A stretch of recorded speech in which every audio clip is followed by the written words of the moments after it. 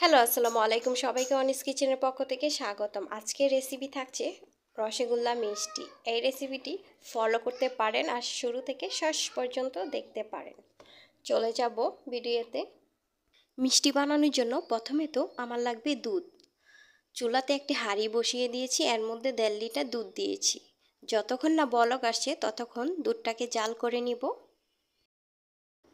আর কিছুক্ষণ পর পর একটু নাড়াচাড়া করে দিচ্ছি যাতে করে উপরে সর না বেঁধে যায়।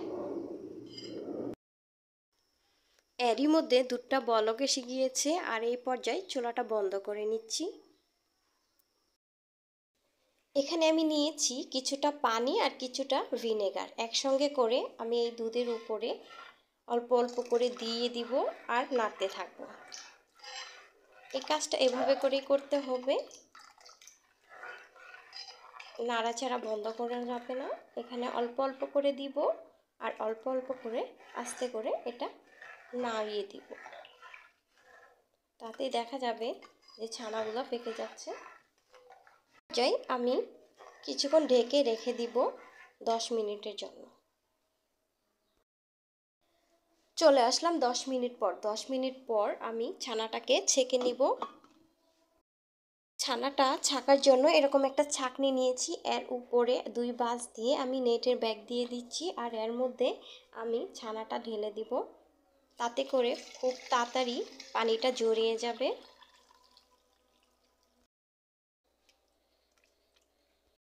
নেওয়ার পর হাত দিয়ে এভাবে করে একটু চেপে এখানে রেখে দিব 20 মিনিটের মতো, এভাবে করেই, তাতে করে তাড়াতাড়ি পানি ঝরে যাবে।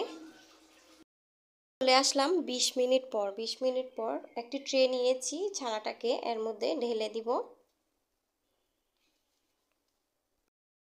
ছানাটা দলা ভেঙে কিছুক্ষণ মথে নিব খুব ভালো করে, যতক্ষণ না সফট হয়ে আসছে। ঠিক এভাবে করে আমি মথে নেব।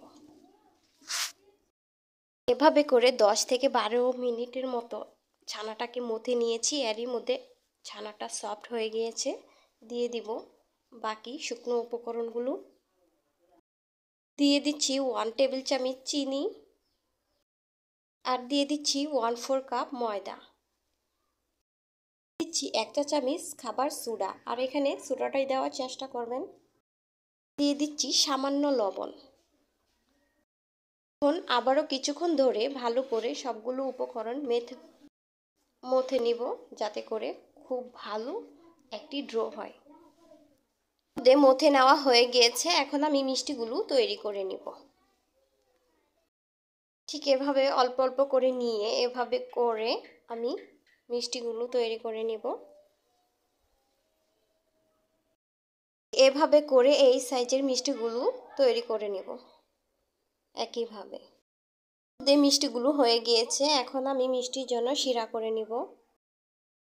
শিরা তৈরি করার জন্য চুলাতে একটা হাঁড়ি বসিয়ে দিয়েছি আর দিয়ে দিচ্ছি চিনি।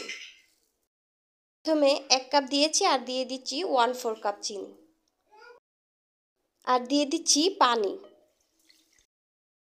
আমি এখানে 3 কাপ পানি নিয়েছি। মিষ্টিতে ফ্লেভার আনার জন্য দিয়ে দিচ্ছি 2টি এলাচ মাঝখান দেয়া ফেড়ে। অপেক্ষা করব বলক আসা আগ পর্যন্ত। বেশ কয়েকবার বলক দিয়ে নিয়েছি শিরাটাকে। এখন আমি 1 টুকরো লেবু নিয়ে এর মধ্যে রসটা দিয়ে দিচ্ছি চিপে। অনেকে বলে থাকে যে চিনি জমে যায়, মিষ্টি শিরা চিনিটা জমে যায়, সেই জন্য 1 টুকরো লেবুর রস দিয়ে দিচ্ছি। দিয়ে দিচ্ছি মিষ্টিগুলো যে রেডি করে রেখেছি, এই মিষ্টিগুলো এর মধ্যে দিয়ে দিচ্ছি। মিষ্টিগুলো দেওয়া হয়ে গিয়েছে, একটু নাড়াচাড়া করে দিচ্ছি আর বেশ কয়েকবার এভাবে করে বলক দিয়ে নিব। এভাবে করে বেশ কিছুক্ষণ জাল করে নিয়েছি। এখন আমি ঢেকে রেখে দিব চুলাটা বন্ধ করে 2 ঘন্টার জন্য রেস্টে। চলে আসলাম 2 ঘন্টা পর। 2 ঘন্টা পর মিষ্টিগুলো অনেকটা ফুলে গিয়েছে আর রসটাও টেনে নিয়েছে। আপনাদের হাতের কাছে যদি সময় থাকে এই মিষ্টিগুলো আরও কিছুক্ষণের জন্য রেখে দিতে পারেন, তাতে করেও অনেক বেশি ভালো হবে। যত বেশি সময় ধরে রাখবেন তত ভালো হবে এই মিষ্টিগুলো।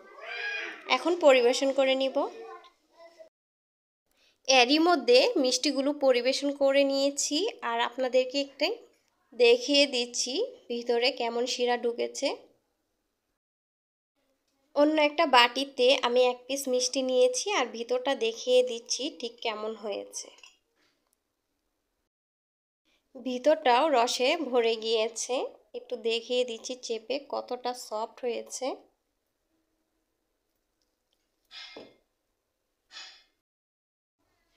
আজকে মিষ্টি রেসিপিটি যদি ভালো লেগে থাকে লাইক, কমেন্ট, শেয়ার আর সাবস্ক্রাইব করতে ভুলবেন না। আজকে এখানেই বিদায় নিচ্ছি। ভালো থাকবেন, সুস্থ থাকবেন। আল্লাহ হাফেজ।